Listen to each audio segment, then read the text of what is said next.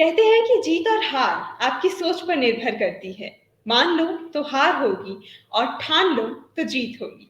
इसी बात को साबित करती हैं हमारी आज की doctor APJ Abdul Kalam award से सम्मानित हमारी अतिथि श्रीमती सुमन सौरभ जी।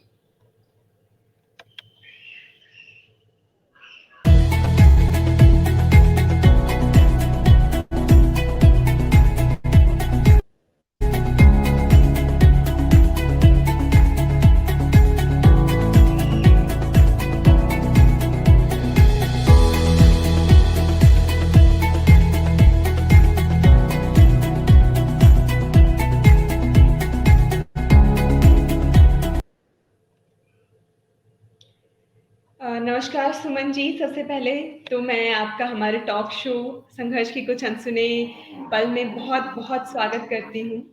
और सर्वप्रथम मैं आपकी जीवन यात्रा के बारे में आपसे कुछ जानना चाहूँगी और ऐसा क्या था जिसने आपको प्रोत्साहित किया कला के क्षेत्र में आपकी रुचि उत्पन्न हुई जिससे और आप इस क्षेत्र में आगे बढ़ी और अब आप इस क्षेत्र में इतने अच्छे तरीके से कार्यरत हैं। तो कुछ शब्द मैं आपसे इसके बारे में जानना चाहूँगी। नमस्कार।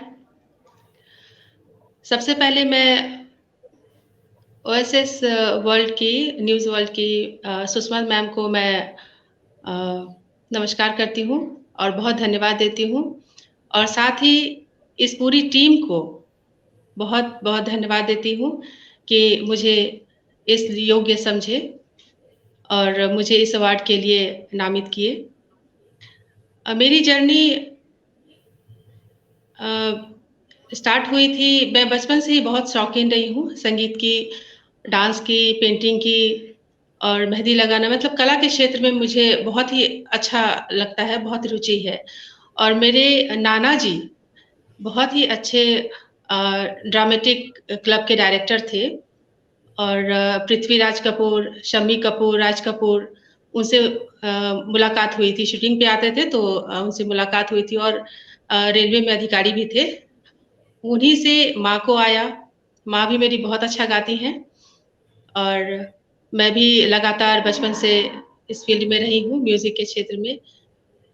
सबसे पहले मैं जो संगीत स्टार्ट की श्री पंडित उमेश चंद्र झा जी से स्टार्टिंग में, उसके बाद आगे बढ़ा मेरा जर्नी, फिर अन्य लोगों से मैं जुड़ती गई, सीखी और बहुत सारी कठिनाइयाँ भी आती गई, लेकिन फिर मैं हौसला रखी और आगे बढ़ती गई। बिल्कुल, बहुत खूब मैम और जैसे कि आपने बताया कि आपके नाना जी से आया और फिर माँ में तो ये मैं कहूँगी कि माँ सरस्वती का जो आशीर्वाद है, वो आपको बचपन से मतलब माँ की कोख में ही शायद मिल गया होगा और यकीनन आप अब इस क्षेत्र में इतने अच्छे से कार्यरत हैं और सच कहूँ तो मैं संगीत की बहुत दीवानी हूँ। तो ख़ैर उसके बारे में हम बात करेंगे अभी कुछ पलों में। पर उससे पहले मैं जानना चाहूँगी कि जैसे हर इंसान के जीवन में कुछ उतार-चढ़ाव आते हैं, कहीं न कहीं स्थिति ऐसी आ जाती हैं और ख़ास करके जब महिला हैं, तो जब शादी हो जाती है, घर-परिवार हो जाता है, तो उसके बाद स्थितियाँ ऐसी होती हैं कि नहीं निकल पाती हैं। बट उसके बावजूद आप अपने निकले, आपने अपना जो आपका जो हुनर था, उसको कभी छोड़ा नहीं वो जो चिंगारी थी कि मैं नहीं मेरे को करना है, जो हुनर है, जो बचपन से मुझ में है, जो माँ सरस्वती का आशीर्वाद है, उसको आप लेके आगे बढ़ी। चली और अब अपने शायद बहुत सारे बच्चों को भी अब सिखा रही हैं, माँ सरस्वती का आशीर्वाद आगे दे जी, रही हैं, जी। बढ़ा रही हैं। तो यही मैं कुछ जानना चाहूँगी कि जो वो उतार-चढ़ाव का जो दौर था, जहाँ पे लगता है कि इंसान को की स्थितियाँ चरमरा रही हैं, लगता है कि छोड़ देता हूँ, कुछ आसान रास्ते हैं, उनको अपना लेता हूँ, है ना? हर इंसान को लगता है। लेकिन फिर भी आप लगी रही, तो ऐसा क्या था, ऐसी क्या प्रेरणा का स्रोत था, जो आपको प्रोत्साहित करता रहा कि नहीं आपको इस क्षेत्र में कुछ करना है और कहीं अपना नाम स्थापित करना है, जो आप आज कर भी रही हैं? तो क्या ऐसा था और कैसे लगी रही? उस सब में से कैसे आप निकली? मेरा जो घर का माहौल रहा है मैडम, बचपन से ही फादर-मदर बहुत सपोर्टिव रहे हैं, भाई-बहन सभी सपोर्टिव रहे हैं और मेरी जो शादी हुई, तो मेरे हस्बैंड भी बहुत सपोर्ट किए। लेकिन एक बहुत बड़ा धक्का लगा कि मेरे पापा जी अचानक गुज़र गए। वो बच्चों का जो हमारे मोहल्ले के बच्चे हैं, जो नहीं सक्षम हैं कि हम आगे शिक्षा लें, उनके लिए वो बहुत सोचते थे और हॉस्पिटल यहाँ बनाना चाहते थे, एक महिला कॉलेज बनाना चाहते थे और उसी के लिए कोचिंग स्टार्ट किए कि सभी बच्चे आएँ, सीखें। तो अचानक वे दिल का दौरा पड़ा और अचानक से वो 2015 में गुज़र गए और उसी टाइम कोचिंग भी स्टार्ट किए थे 2015 में, सॉरी 2016 में पापा गुज़र गए और 15 में कोचिंग स्टार्ट हुई थी। तो मुझे इस चीज़ का बहुत ज़्यादा सदमा लगा क्योंकि वो मुझे बहुत सपोर्ट करते थे, बेटा पढ़ो, आगे बढ़ो। बचपन से उनका मैं देखी हूँ बहुत ज़्यादा योगदान रहा है। मैं 4 बजे उठ के रियाज़ करती थी।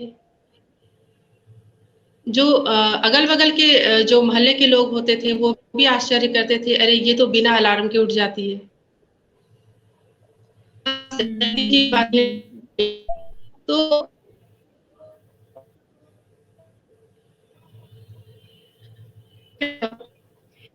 जब गुज़र गए तो मुझे लगा कि जो ये शौक है, उनका जो जर्नी था, रुक गया।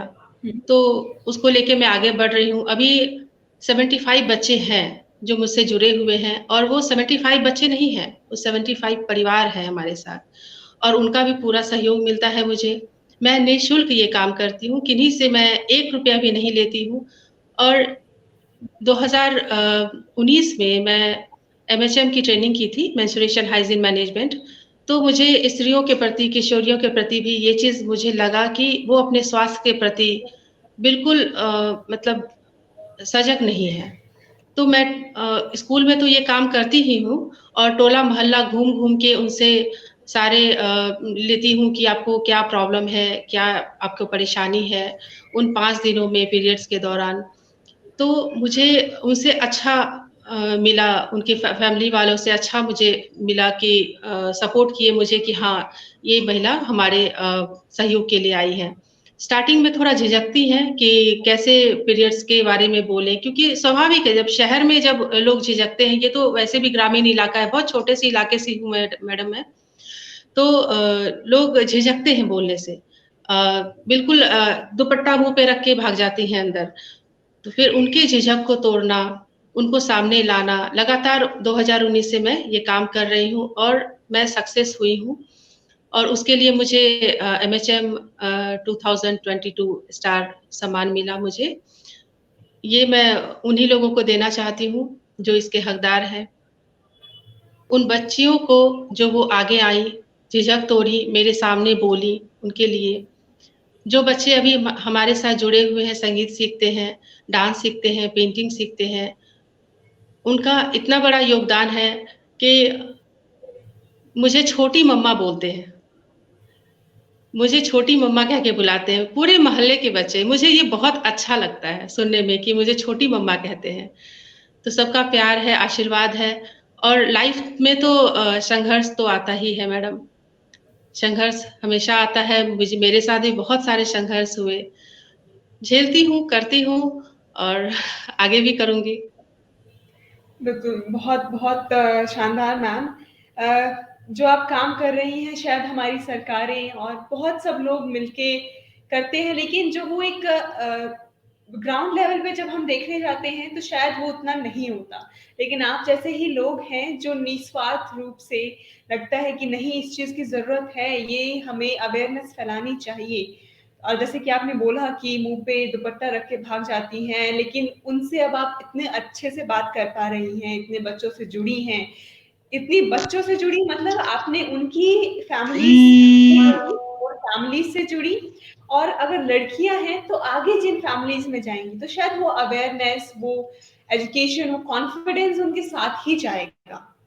है ना? तो मतलब 2 फैमिलीज़ कहीं न कहीं अगर 75 जैसे आप बच्चों से जुड़ी हैं, 75 फैमिलीज़ और उनकी आगे और जानकारी तो मतलब कितनी लाइफ़्स एक इंसान टच करता है, तो बहुत शानदार आप काम कर रही हैं मैम, मैं सैल्यूट करती हूँ इसके लिए आपको। और जैसे कि आपने बोला कि आपके पिताजी का आपको इतना बड़ा सदमा लगा, तो ख़ैर अप्स एंड डाउन्स होते हैं, लेकिन शायद अगर आज वो कहीं देख रहे होंगे तो सच में बहुत गर्व महसूस कर रहे होंगे आप पे क्योंकि उनका जो सपना था उसको आपने कहीं ख़त्म नहीं होने दिया, उनके जाने के बाद भी उनको जीवित रखा अपने सपनों में, अपने कार्य में, तो ये बहुत बड़ी बात है मैम। एंड जाते-जाते मैं आपके तरफ से कुछ संदेश हमारे दर्शकों के लिए ज़रूर लेना चाहूँगी। कोई 2 शब्द जो आप बोलना चाहें हमारे दर्शकों के लिए? मैं लोगों से यही कहूँगी कि दुनिया में सभी आते हैं, लेकिन अगर स्वार्थवश अगर काम किया जाए, तो हुँ। ये अच्छी बात नहीं है। लेकिन अगर हुँ, हुँ। निस्वार्थ कुछ कर देते हैं, किसी गरीबों की भलाई कर देते हैं, जैसे मैं कुछ दिन पहले डॉक्टर्स को बुलाई थी, पटना से डॉक्टर्स आए थे और जो लड़कियाँ पीरियड के दौरान बीमार पड़ी थी, कि 7-8 महीने पे पीरियड हो रही हैं या फिर किन्हीं को विजाइना प्रॉब्लम है, किन्हीं को बच्चेदानी संबंधित प्रॉब्लम है या फिर कुछ और प्रॉब्लम है, तो वो मुझसे खुल के बात करती हैं। तो मैं ये चाहूँगी कि आप लोग जिस हिसाब से सक्षम हो, मैं भी बहुत बड़े शहर से नहीं आती हूँ, बहुत अमीर नहीं हूँ, लेकिन हाँ, मैं अपने जो मैं प्लस 2 में जॉब करती हूँ, तो मैं अपना जो पेमेंट है, उसका एक हिस्सा मैं गरीबों के लिए लगाती हूँ, असहायों के लिए लगाती हूँ और ये मुझे लगता है कि यही चीज़ लोग साथ ले जाते हैं। जो आपने जो मदद किया, वो ले जाते हैं साथ। आपने जो बिल्कुल। काम करके गए इस दुनिया में, वो साथ ले जाते हैं। तो मैं यही कहूँगी कि निस्वार्थ सेवा बिल्कुल। कीजिए और सहयोग कीजिए सभी को, ताकि लोग उठ सकें, आगे बढ़ सकें और शिक्षा तो सबसे महत्वपूर्ण चीज़ है और अगर हम शिक्षा अगर देते हैं, तो किन्हीं के आगे किन्हीं को हाथ फैलाने की ज़रूरत नहीं पड़ेगी। बिल्कुल। कहते हैं ना कि जीवन में आते तो सब हैं, जीवन सबको मिलता है, पर जीता कोई-कोई है। अगर अपने जीवन में किसी जी, और के चेहरे पे निस्वार्थ रूप से सिर्फ़ आप मुस्कान तक ला सकें, तो शायद वो मुस्कान जो आपको सुकून दे जाएगी, वैसा सुकून आपको बहुत सारा पैसा भी दे, मुश्किल है ना? तो ये आप बहुत ऐसा मुश्किल है। काम जी, कर रही हैं, लोगों के चेहरे पे मुस्कान लाना, ज़िंदगियों को इतने करीब से देखना, उनको छूना, उनको बदलाव लाना, उनके लिए कुछ करना, निस्वार्थ रूप से, वो जो सुकून दिल को मिलता है, शायद वो सुकून और कहीं नहीं। तो बहुत-बहुत सलाम है आपके इस काम को। और आपने बोला कि आप कला के क्षेत्र में हैं एंड म्यूज़िक में हैं, तो जैसे मैंने बताया ही था कि म्यूज़िक की मैं बहुत बड़ी फ़ैन हूँ। तो मैं जाने से पहले आपसे 2 शब्द कोई भी आपकी मन पसंदीदा जो भी आप 2 कविताएँ या कुछ भी आप गा के सुनाना चाहें हमारे दर्शकों के लिए, तो मैं ज़रूर सुनना चाहूँगी आपसे। जी मैम। मैं 2 लाइन सुनाती हूँ। ये खुद की लिखी हुई है। बिल्कुल। दुनिया में कोई चीज़ हरगिज़ नहीं है बेहतर, दुनिया में कोई चीज़ हरगिज़ नहीं है बेहतर।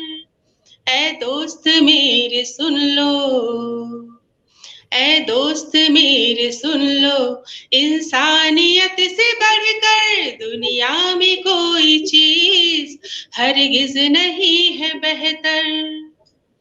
बहुत सही। अल्लाह और ईश्वर दोनों है एक यारो, हो हो अल्लाह और ईश्वर दोनों है एक यारो। मर्जी है ये तुम्हारी जिस नाम से पुकारो, मर्जी है ये तुम्हारी जिस नाम से पुकारो, जिस नाम से पुकारो। इनमें न फर्क है कोई सारे जहां के रहबर, इनमें न फर्क है कोई सारे जहां के रहबर। ऐ दोस्त मेरे सुन लो, ऐ दोस्त मेरे सुन लो, इंसानियत से बढ़कर दुनिया में कोई चीज हरगिज नहीं है बेहतर। बहुत खूब, बहुत शानदार मैम। बहुत-बहुत शुक्रिया आज हमसे यहाँ पे जुड़ने के लिए और बहुत-बहुत शुक्रिया हमारे दर्शकों को भी अगली बार फिर हाज़िर होंगे एक ऐसी ही महान हस्ती के साथ हमारे टॉक शो संघर्ष के कुछ अनसुने पलों में। तब तक के लिए मुझे दीजिए इजाज़त। धन्यवाद। Thank you.